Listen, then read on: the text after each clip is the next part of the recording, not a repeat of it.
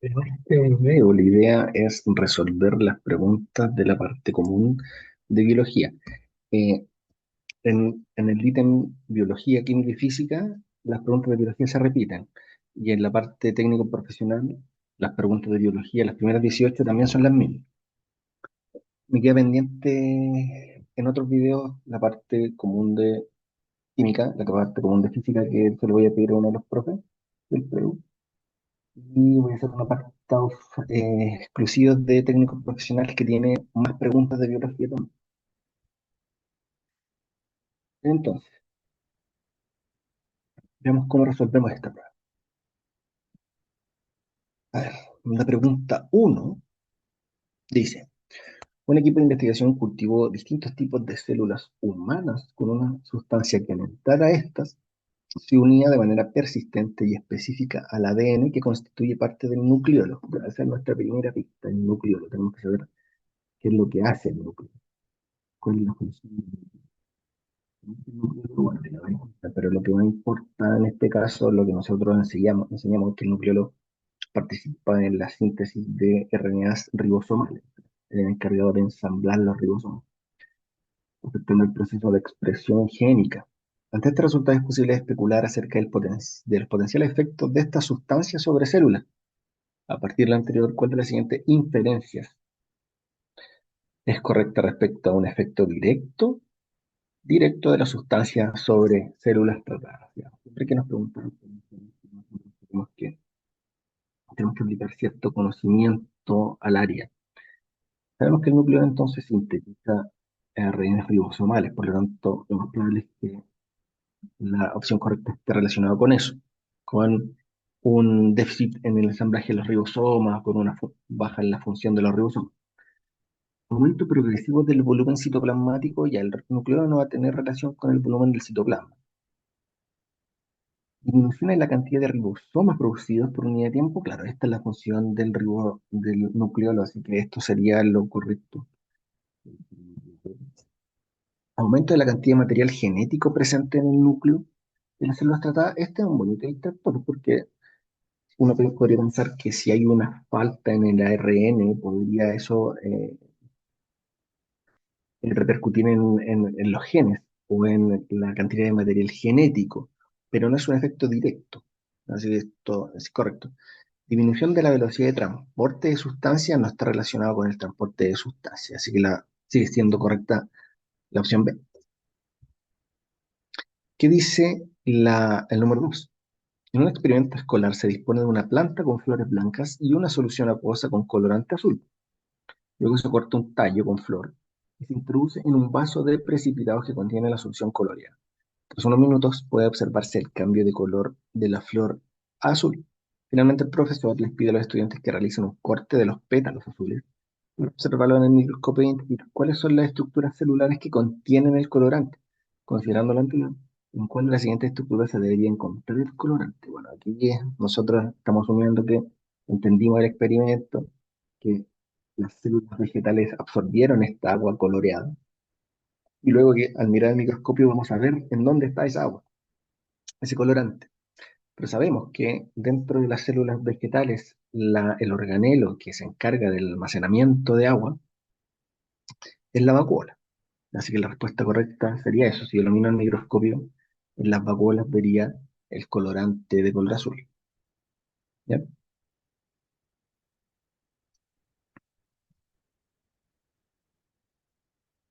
Ya, esta es una pregunta de habilidad.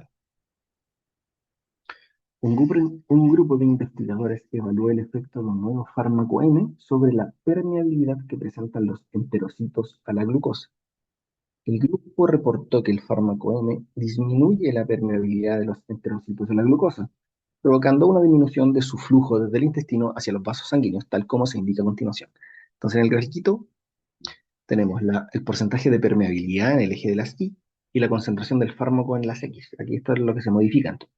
Pero vemos que está desde 5, 10 y 20. Y tal como dice aquí, el fármaco provoca una disminución en la permeabilidad. A mayor concentración, menos permeabilidad. Una comisión evaluó esta investigación y señaló que existe una deficiencia metodológica que es necesaria para mejorar una correcta interpretación de los resultados, por lo que recomiendan replantear el diseño en relación con estos antecedentes. ¿Cuál de las siguientes opciones corresponde al error, a un error del diseño que afecta a los resultados presentados por el grupo? ¿Faltó evaluar un grupo donde no se aplique fármaco? Sí, eso sería óptimo, porque yo necesito tener un control.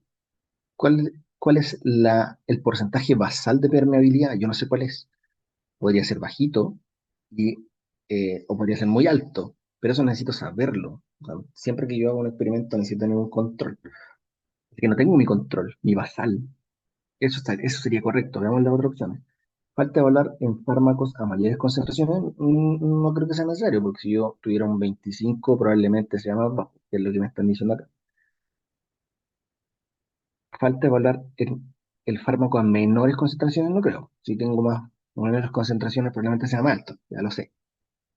Y la última, falta evaluar un grupo con el fármaco en dosis creciente, es lo que se está haciendo. Esa es la dosis creciente. Así que en realidad lo que faltó es el control.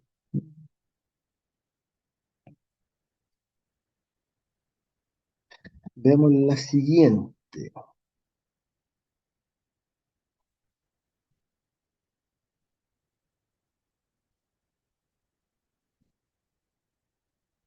En la segunda mitad del siglo XVIII se desconocía cómo se efectuaba la fecundación. Se proponía que el esperma desprendía un gas que al evaporarse entraba en contacto con el ovocito. El científico Lázaro Spallanzani realizó múltiples experimentos que contribuyeron a la comprensión de este fenómeno, uno de los cuales se resume a continuación. Dice, tratamiento.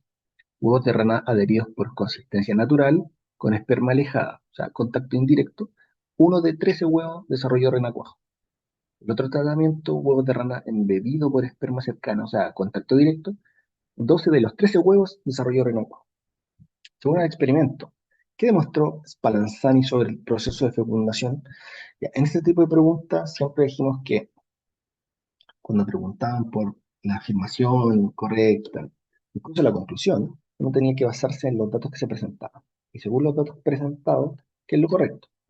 Que la participación directa de los espermatozoides garantiza la reproducción. Bueno, aparentemente lo que están mostrando, ¿no? Cuando hay un contacto directo del espermatozoide con huevos, que es lo que me ponen acá, hay 12 de 13 huevos que desarrollan renacuajo, así que eso sería correcto. La participación directa de espermatozoides garantiza la reproducción. Vemos qué dice la otra. Dejarlo marcadito aquí. Eso estaría bien. Que la fecundación depende de la cercanía a la cual se encuentran los gametos. Ojo acá, porque uno tendría a decir, sí, depende de qué tan cerca está, pero este está en contacto directo, pero si yo lo voy alejando ya dejó de ser directo. O sea, en realidad no depende de la cercanía. Está muy lejos, está más o menos lejos, no depende de la cercanía. Ya está en contacto, ¿no? Así que la segunda no sería una opción correcta.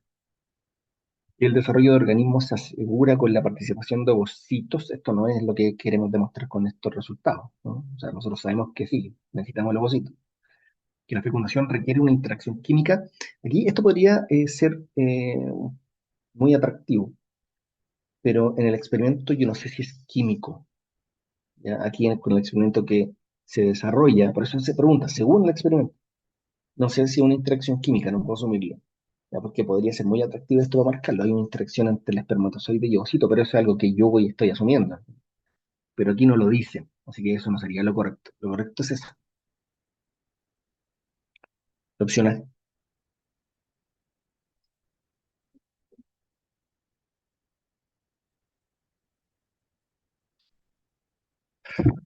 Un equipo de investigadores está interesado en conocer si existe una relación entre la duración del ciclo ovárico y la fertilidad en mujeres entre 20 y 35 años.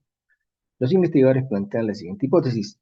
Mujeres con una duración promedio de 28 días del ciclo ovárico presentan un alto porcentaje de fertilidad. Al respecto, ¿cuál de las siguientes opciones corresponde a una evidencia que valida hipótesis presentadas? Y siempre cuando nos preguntaban por una evidencia tenemos que buscar la opción que esté en línea con esa hipótesis, o sea, la que está demostrando lo que ocurre.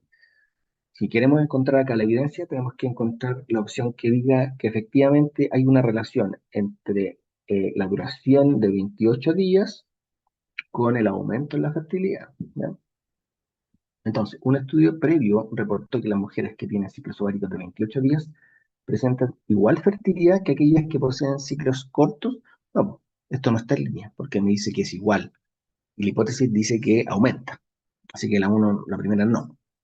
Una investigación reciente indicó que las mujeres con ciclo ovárico de 35 días tienen la misma probabilidad de embarazo que las de 28. No, pues esto no está en línea. Ya insisto, tenemos que mostrar la que diga o que relacione los 28 días con el aumento. Un estudio realizado en un grupo de mujeres encontró que aquellas con un ciclo ovárico de 28 tienen una tasa de fertilidad del 90. Eso sí, porque ahí me están diciendo directamente que las que tienen una ovulación de 28 días tienen un gran porcentaje de fertilidad. Ya eso está en línea con la hipótesis. La última investigación reportó una correlación positiva entre la duración de la menstruación, ya esto está fuera de la hipótesis, y la fertilidad en mujeres con ciclos ováricos de 28. Esto sí, pero la menstruación no va. De lo correcto acá era la opción C.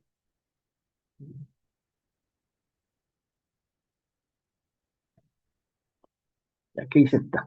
Un laboratorio farmacéutico está evaluando dos vías de administración de un nuevo anticonceptivo en animales de experimentación. Una de estas vías es la oral, por medio de pastillas, mientras que la otra es a través de un anillo vaginal.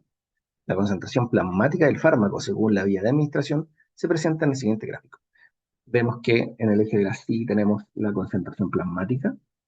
Esto se mide en el tiempo para dos condiciones, para la vía oral y para la vía vaginal. En relación con lo anterior, ¿cuál de las siguientes preguntas de investigación se puede o pudo haber guiado el estudio realizado en el laboratorio? Siempre hemos dicho que cuando preguntan por la pregunta de investigación que está relacionada directamente con la hipótesis del estudio, tenemos que encontrar la relación entre variables, qué es lo que se está modificando en el estudio, qué es lo que se está midiendo en el estudio. En este caso, lo que se está modificando es la vía de administración. Unos son orales, otros son vaginales. Eso es lo que yo cambio. ¿Y qué es lo que estoy midiendo? Se está midiendo la concentración plasmática en el tiempo. Ya, entonces debería encontrar esa relación. El método que se usa, la vía de administración que se usa y la concentración en el tiempo. ¿Qué vía de administración confiere mayor eficacia? Aquí no se está hablando de eficacia. La eficacia no es una de las variables, no se está midiendo cuál es más eficaz. Así que eso debería quedar fuera. ¿Cuál vía de administración permite mantener por más tiempo el anticonceptivo en el organismo? Eso tampoco está midiéndose. ¿Cuál es la que quiere tener más tiempo el anticonceptivo en el organismo? Eso no es una variable que se está midiendo. ¿Qué concentración plasmática presenta menores efectos secundarios? Tampoco es una variable que se mide. Los efectos secundarios no son parte de la investigación. ¿Cuál es la concentración plasmática del anticonceptivo en el tiempo para dos vías de administración? Esto es lo correcto, porque relaciona las variables de estudio, la concentración en el tiempo y las vías de administración. Así que lo correcto ahí es la opción D. Continuamos.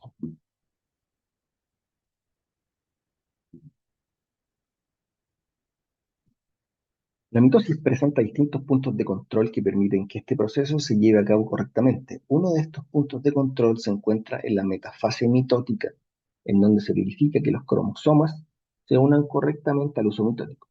Al respecto, ¿cuál de las siguientes evidencias valida que este punto de control está funcionando correctamente? Aquí también tenemos que encontrar la evidencia. Entonces, ¿cuáles de estas opciones va en línea con lo que se señala acá arriba? Ya sabemos que, aquí tenemos que saberlo. Sabemos que hay un checkpoint en metafase. La metafase es cuando todos nuestros cromosomas están en el ecuador de la célula, alineados, y el uso mitótico hace contacto con los cinetocoros de cada uno de los cromosomas, de cada una de las cromátidas hermanas.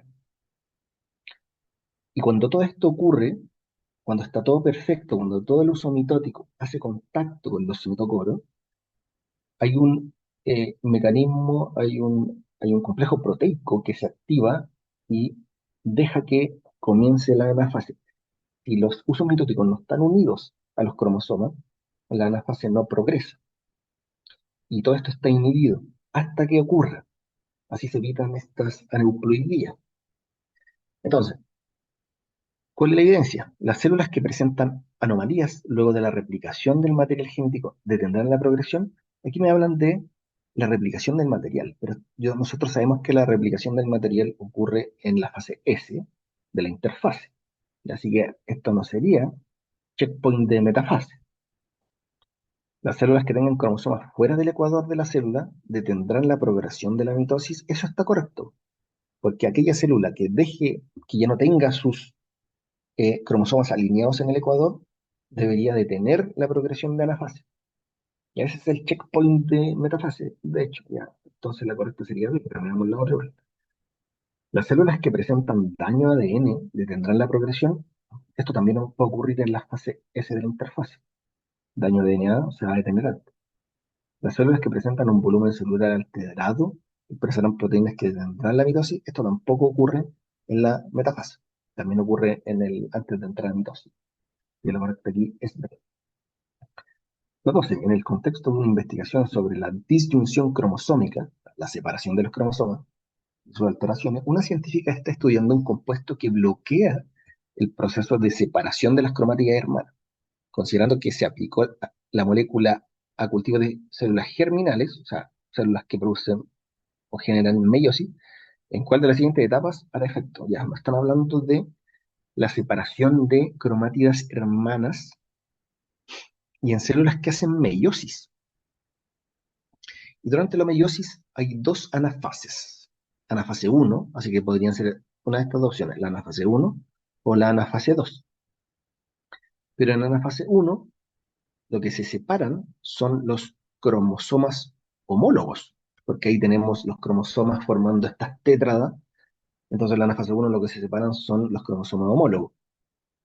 Y en la anafase 2, cuando ya tenemos la mitad de la dotación cromosómica, en realidad la mitad de la cantidad de DNA, en la anafase 2 lo que se separan son las cromátidas hermanas. Aquí sí. Entonces la pregunta está dirigida a la anafase 2. La anafase 2 es donde las cromátidas hermanas se separan. Sería la respuesta correcta aquí.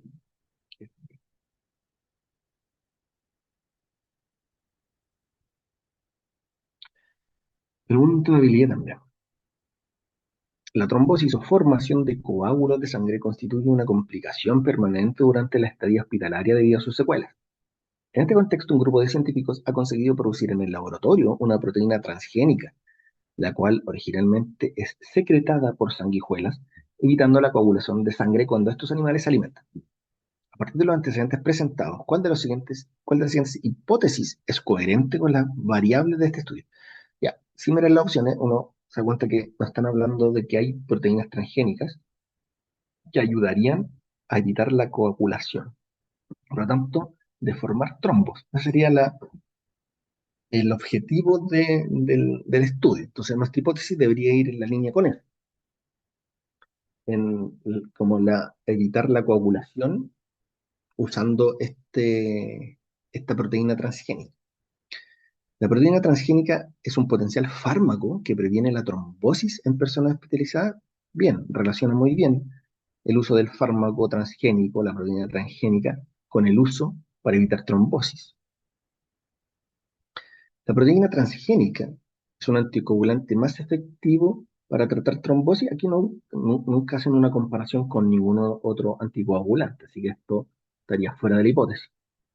Las personas con trombosis tratadas con la proteína transgénica tienen una reducción en el tiempo de estadía, tampoco hablamos nunca de estadía en el hospital. Las personas con trombosis tratadas con la proteína presentan secuelas menos graves, tampoco hablamos nunca de secuelas después del tratamiento. Así que la única que está relacionada con la hipótesis es la opción A.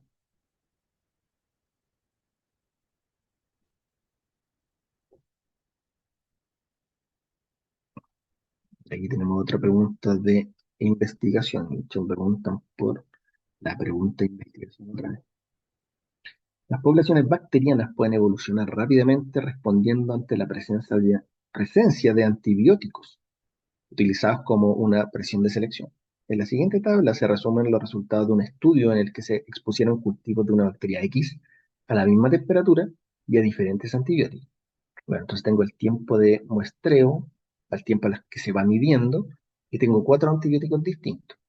Y veo que a los 20 minutos, a los 15 minutos tengo una resistencia al antibiótico 3. Aquí me están diciendo, positivo indica que hay resistencia, negativo, sensibilidad, se está muriendo. Cuando está el positivo, la bacteria no muere. en antibiótico 3, 15 minutos. Al 20 sigue obviamente siendo resistente al 3, pero ya a los 25 minutos es resistente al 2, al 3 y al 4, y a los 35 ya es resistente a todo. Considerando estos resultados, ¿cuál de las siguientes opciones puede ser la pregunta de investigación que pudo haber guiado este estudio? De nuevo, la pregunta de investigación tenemos que relacionar las variables, variable independiente con variable dependiente. Lo que estoy viendo yo es cuánto demoran en hacerse resistentes las bacterias. Eso es lo que se ve en el gráfico, porque estoy probando distintos antibióticos, estoy midiendo el tiempo en el que la bacteria se hace resistente. Así que esa es mi relación. Tiempo en el que es resistente, antibiótico. ¿Qué mecanismo desarrolla la bacteria X? Ya nunca hablamos de mecanismo. Ya no podemos saber el mecanismo que utiliza para ser resistente. Y así que esto lo dejamos fuera inmediatamente, no una de las variables que vamos a medir.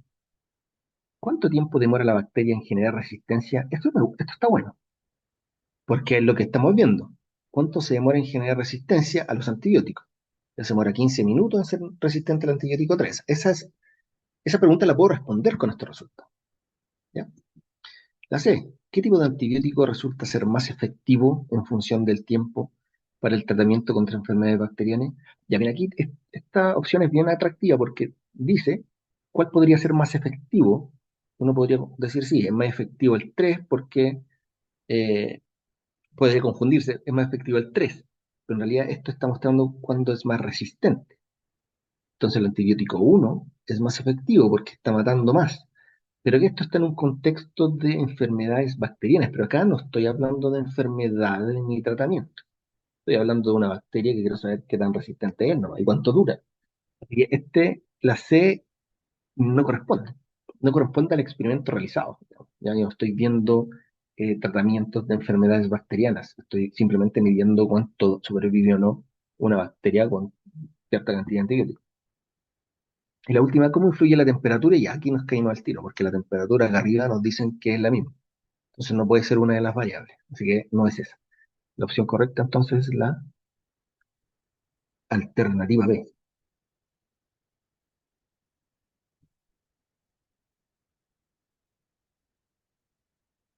Ya, un grupo de científicos se encuentra realizando estudios de biología molecular de un fósil encontrado en el Parque Nacional Torres del Paine. Para ello realizaron una comparación de las secuencias genéticas de este fósil con restos de 4 especies de interés presentes en otras áreas geográficas de similares características. Los investigadores presentaron los resultados del porcentaje de coincidencias entre las secuencias analizadas, similitud, en la siguiente tabla.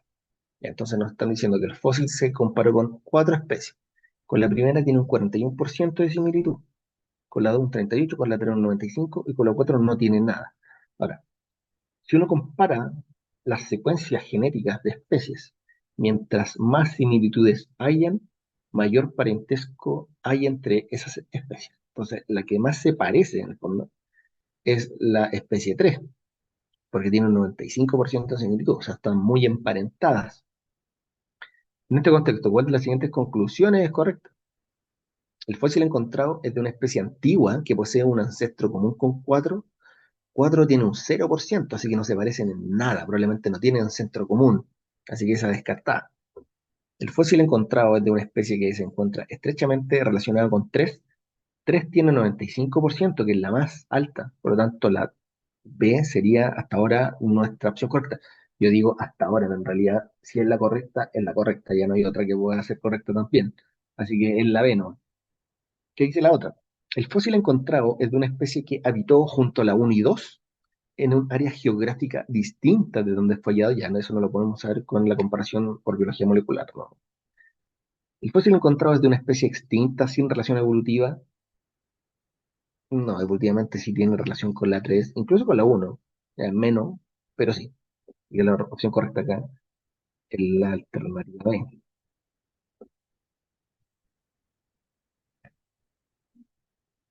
la fotosíntesis.